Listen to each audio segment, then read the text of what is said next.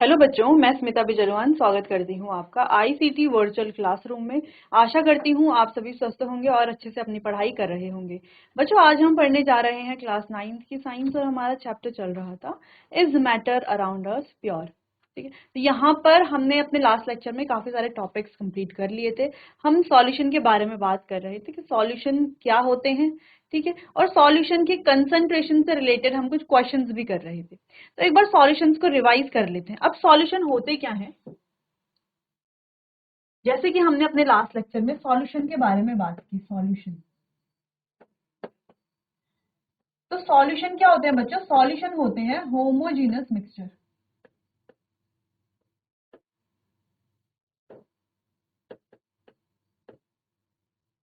Solutions होते हैं homogeneous mixture. ठीक है, किससे मिलकर के बनते हैं सॉल्यूशन? सॉल्यू यानी किसी कंपोनेंट की अगर हम बात करें तो कंपोनेंट क्या है? Solute plus solvent. सॉल्यूट क्या होते हैं? जो प्रेजेंट होते हैं लेसर अमाउंट में, लेसर अमाउंट में, और सॉल्वेंट जो प्रेजेंट होते हैं हायर अमाउंट में।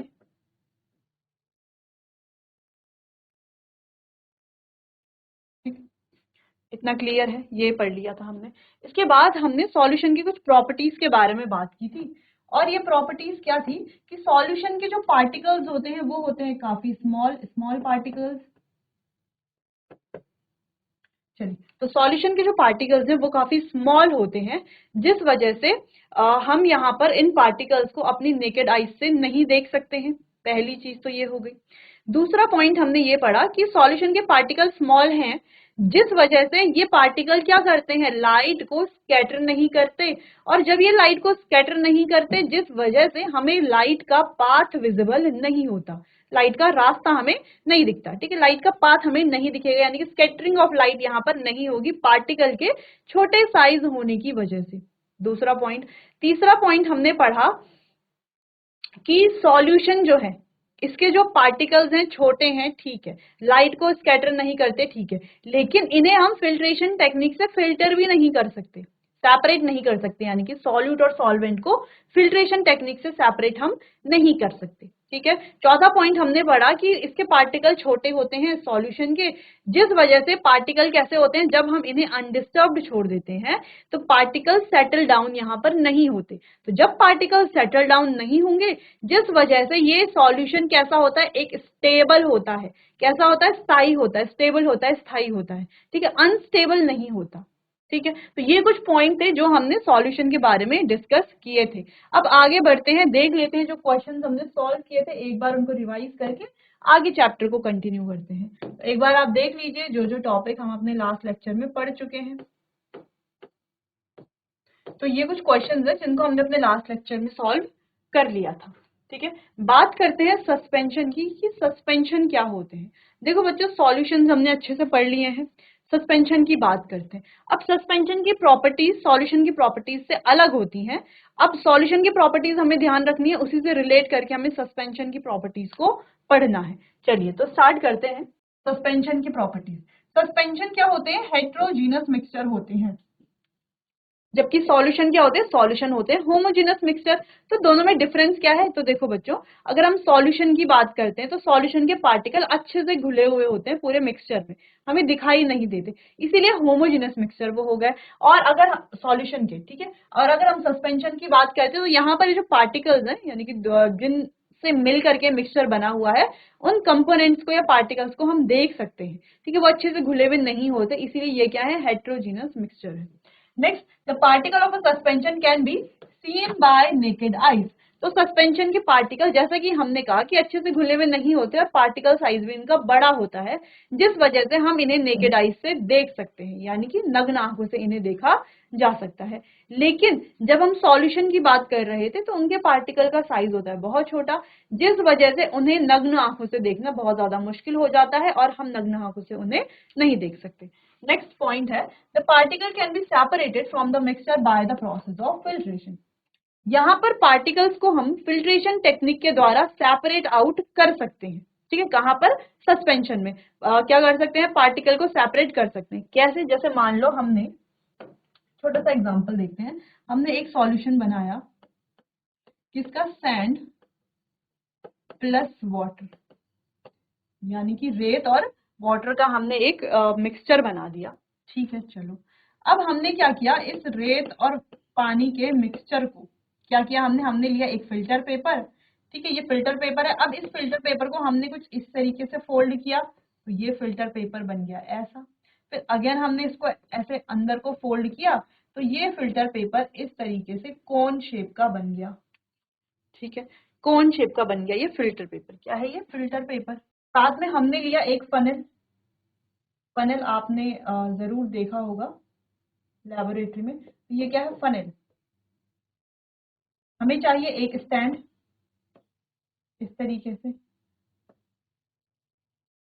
क्या चाहिए हमें, स्टैंड चाहिए इस एक्सपेरिमेंट के लिए। ठीक है, और चाहिए एक एम्प्टी बीकर। ठीक है, कोई भी एक कंटेनर हमें चाहिए। इतनी चीजें हमें चाहिए। अब हमें क्या करना है, इस तरीके से स्टैंड ले लेना है, स्टैंड यहाँ पर रख देना है। ठीक है, स्टैंड के यहाँ पर हमें लगा देना है अपना फनल। ठीक है, फनल के नीचे हमें रख देना है अपना बीकर, और फनल के अंदर हमें अब डाल देना है हमारा फिल्टर पेपर। ठीक है, फनल के अंदर क्या डाल दिया हमने, फिल्टर पेपर। अब इसमें हमें क्या डालना है, ये जो मिक्सचर हमने बनाया था ना सैंड और वाटर वाला, कौन सा मिक्सचर है ये, सैंड प्लस वाटर का मिक्सचर जो हमने बनाया था उसे हमें डाल देना है इसके ऊपर। अब हम क्या देखेंगे कि जो सैंड है वो यहाँ इकट्ठी हो जाती है, सैंड जिसको हम कहेंगे रेजिड्यू, और जो वाटर है वो यहाँ इकट्ठा हो जाता है, वाटर जिसे हम क्या कहेंगे, फिल्ट्रेट। तो वाटर एज अ फिल्ट्रेट यहाँ पर हमें अलग मिल जाता है, सेपरेट हो जाता है, और सैंड एज अ रेजिड्यू यहाँ पर सेपरेट हो जाता है। तो सैंड ऊपर फिल्टर पेपर में रह जाती है, जिसको हम क्या कर सकते हैं, बाहर निकाल करके ड्राई कर सकते हैं और बिल्कुल पहले जैसी सैंड हमें मिल जाएगी, और वाटर जो हमें एज अ फिल्ट्रेट मिल ही चुका है। ठीक है, तो यानी कि इस तरीके से सेपरेशन टेक्निक से हम क्या कर सकते हैं, इसको यहाँ पे इरेज कर लेंगे जो हमने यहाँ पर बनाया था। ठीक है, देख लिया है ना हमने किस तरीके से हमें एक्सपेरिमेंट ये परफॉर्म करना है अगर हम कभी करते हैं फिल्ट्रेशन वाला एक्सपेरिमेंट। ठीक है, तो सिंपल सा हमने देख लिया है कि कैसे हम किसी सस्पेंशन को सेपरेट कर सकते हैं फिल्ट्रेशन टेक्निक के द्वारा। ठीक है, अगला, the solute particle settle down when a suspension is left undisturbed it is unstable. यानी कि अब इस लाइन का मतलब क्या है, इस लाइन का मतलब हम इस एक्टिविटी से समझते हैं। हमें क्या करना है, एक बीकर लेना है, बीकर में डाल देना है पानी, और साथ में डाल देने हैं सैंड के पार्टिकल्स। पानी और सैंड हमें डाल देना है। इसको अच्छे से किसी चम्मच से हम क्या कर लेंगे, मिक्स कर लेंगे पानी और सैंड को। ठीक है, तो हम क्या देखेंगे यहाँ पर, वाटर प्लस सैंड का ये मिक्सचर है। अब हम इसको अनडिस्टर्ब्ड छोड़ देंगे, यानी कि देखो अभी तक तो हमने क्या किया, इसको एक चम्मच या स्टीलर की मदद से अच्छे से घोलने की कोशिश की, हालांकि ये घुलेंगे नहीं क्योंकि पार्टिकल साइज बड़ा है। ठीक है, लेकिन जब हम इसको अनडिस्टर्ब्ड छोड़ देते हैं, लगभग मान लो हमने इसको अनडिस्टर्ब छोड़ा हाफ आवर के लिए। ठीक है, हाफ आवर यानी कि आधा घंटा, हाफ आवर। ठीक है, तो आधे घंटे के बाद हम इसे देखते हैं तो हमें कैसा दिखता है ये हमें दिखता है कुछ कुछ ऐसा। तो कुछ कुछ ऐसा ये हमें दिखता है, यानी कि हुआ क्या है यहाँ पर इतना जो ये पोर्शन है और इतना जो ये पोर्शन है, तो इतना पोर्शन तो क्या है, सैंड, और इतना पोर्शन क्या है, ये वाटर। तो वाटर और सैंड इस तरीके से यहाँ पर सेपरेट आउट हो जाते हैं। तो इसलिए हम क्या कहते हैं कि ये कैसा मिक्सचर है, यानी कि जो सस्पेंशन है ये कैसे होते हैं, ये होते हैं अनस्टेबल। कैसे होते हैं, अनस्टेबल ये होते हैं। जबकि सॉल्यूशन की जब हमने बात की तो नमक पानी का एक मिक्सचर बनाया, तो क्या नमक और पानी को जब हम आधे घंटे के लिए छोड़ देंगे उस सॉल्यूशन को, तो क्या नमक और पानी अलग अलग हो जाएंगे इस तरीके से, जैसे रेत और पानी अलग हो गए, सेपरेट हो गए, तो क्या नमक और पानी भी ऐसे सेपरेट होंगे, बिल्कुल भी नहीं, ऐसा नहीं होगा। जिस वजह से हमने कहा था कि सॉल्यूशन कैसे होते हैं, स्टेबल होते हैं, स्थायी होते हैं, जबकि सस्पेंशन कैसे होते हैं, अनस्टेबल या अस्थायी हम कह सकते हैं।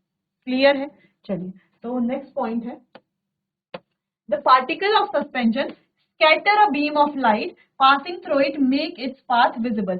जब हम इस सॉल्यूशन में, इसमें तो नहीं क्योंकि ये अनडिस्टर्ब्ड है पार्टिकल, सॉरी ये पार्टिकल कैसे हैं, ये पार्टिकल सेपरेट आउट हो चुके हैं, तो यहाँ पर तो ये बीम ऑफ लाइट वाला काम नहीं करेगा। लेकिन जब हम इसमें, जब ये हमने घोलने की कोशिश की, घुला नहीं, यानी कि पार्टिकल जो है पूरे उसमें फैले हुए हैं, तब जब हम इसमें बीम ऑफ लाइट को क्या करते हैं, पास करते हैं, तो वो लाइट क्या हो जाती है, स्कैटर होती है और हमें लाइट का पाथ यहाँ पर विजिबल होता है, लाइट का पाथ हमें अच्छे से दिखाई देता है। क्लियर है? चलिए, तो समझ में आया। तो यहाँ पर ये कुछ पॉइंट है सस्पेंशन की, यानी कि प्रॉपर्टीज है सस्पेंशन की, आप इनको नोट कर लीजिए, फिर आगे कंटिन्यू करते हैं।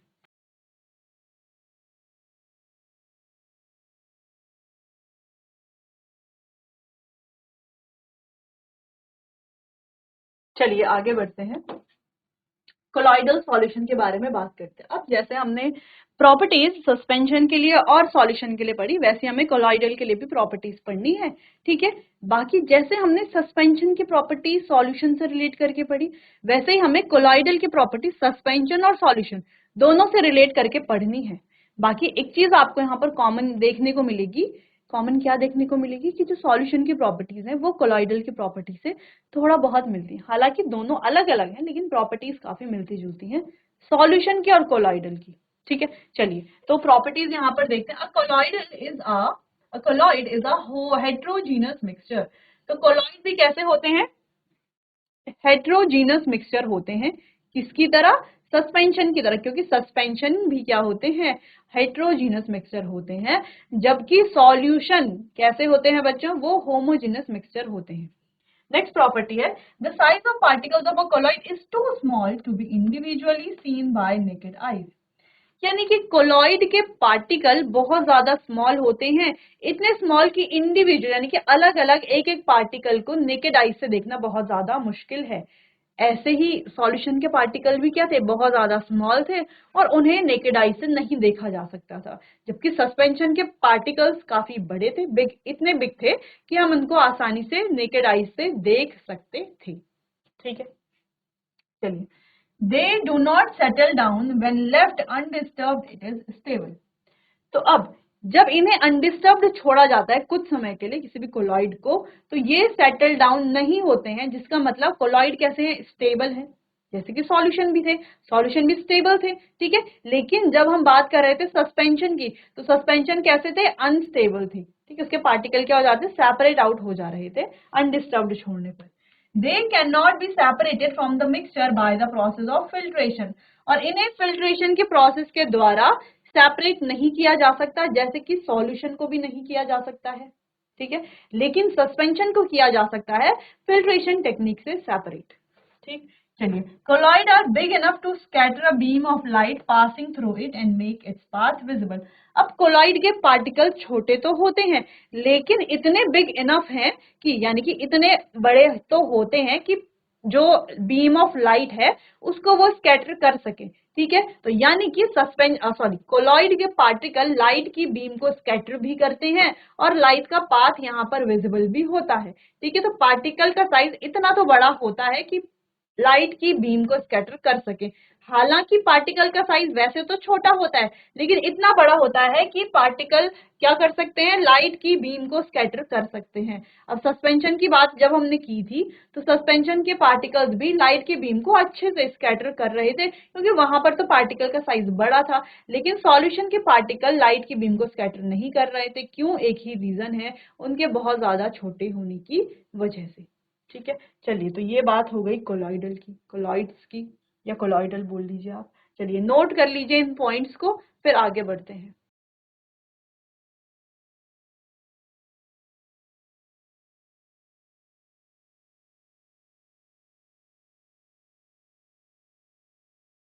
चलिए आगे बढ़ते हैं।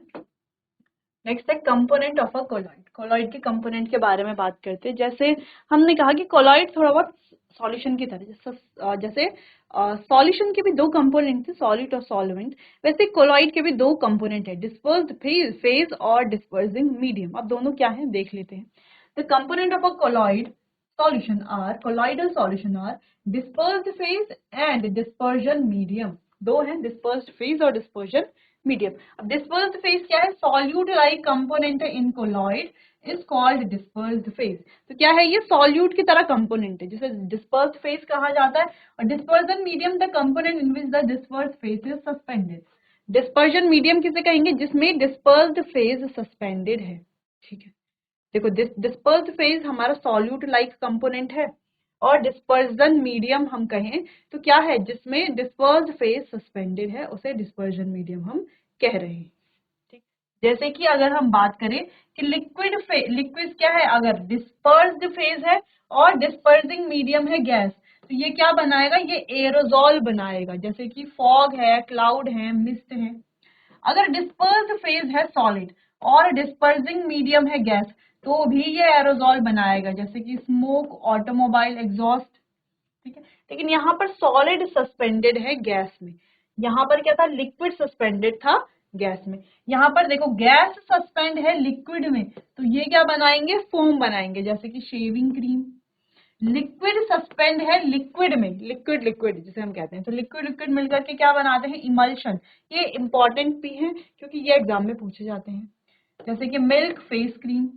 सॉलिड डिस्पर्स्ड फेज है और डिस्पर्सिंग मीडियम है अगर लिक्विड, तो ये बनाते हैं सॉल्ट, जैसे कि मिल्क ऑफ मैग्नीशियम, मड। ठीक है, अगर डिस्पर्स्ड फेज है गैस और डिस्पर्सिंग मीडियम है सॉलिड, तो ये बनाते हैं फोम, जैसे फोम, रबर, स्पॉन्ज।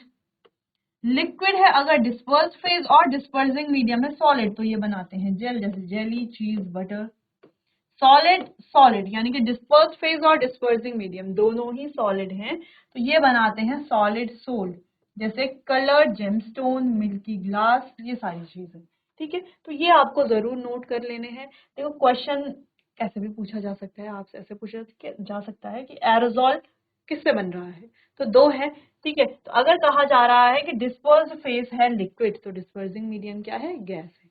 ठीक है, या लिक्विड और गैस, अगर लिक्विड सस्पेंडेड है गैस में तो क्या बनता है, इस तरीके का क्वेश्चन आ सकता है। या क्वेश्चन आ सकता है कि फॉग किसका एग्जांपल है, चलिए, या क्वेश्चन आ सकता है कि फॉग और स्मोक दोनों किसके एग्जांपल हैं और दोनों में डिस्पर्स फेज और डिस्पर्सिंग मीडियम क्या है। तो कंफ्यूजिंग हो सकते हैं ये क्वेश्चन, तो आपको अच्छे से याद ये कर लेने हैं।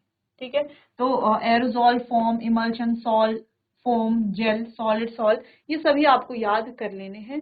नोट कर लीजिए इनको, इस टेबल को भी आपको नोट करना है, फिर आगे बढ़ते हैं।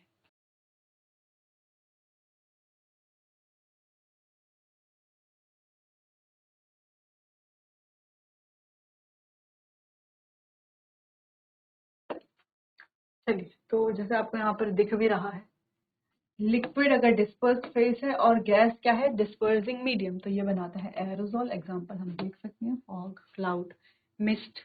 ठीक, सॉलिड है डिस्पर्स फेज और डिस्पर्सिंग मीडियम है गैस, तो ये बनाता है aerosol, smoke, automobile exhaust.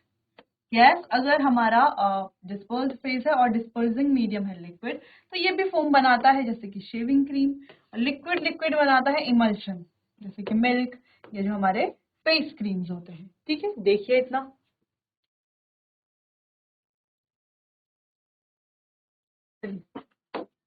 Next, solid dispersed phase, dispersing medium है लिक्विड, तो ये सॉल बनाते हैं, जैसे कि मड है या मिल्क ऑफ मैग्नीशिया है। डिस्पर्स फेज अगर गैस है और डिस्पर्सिंग मीडियम है सॉलिड, तो भी ये फॉर्म बनाता है, जैसे फॉर्म, रबर, स्पंज। ठीक है, लिक्विड अगर डिस्पर्स फेज और डिस्पर्सिंग मीडियम में सॉलिड, तो ये बनाता है जेल, जैसे कि जेली, चीज। ठीक है, सॉलिड और सॉलिड मिलकर के बनाते हैं सॉलिड सोल, जैसे कि कलर्ड जेमस्टोन है या मिल्की ग्लासेस है। क्लियर है, चलिए, तो इतना नोट कीजिए। चलिए बच्चों, आज के लिए बस इतना ही। मिलते हैं अपने आने वाले अगले सेशन में, तब तक के लिए आपका बहुत बहुत धन्यवाद।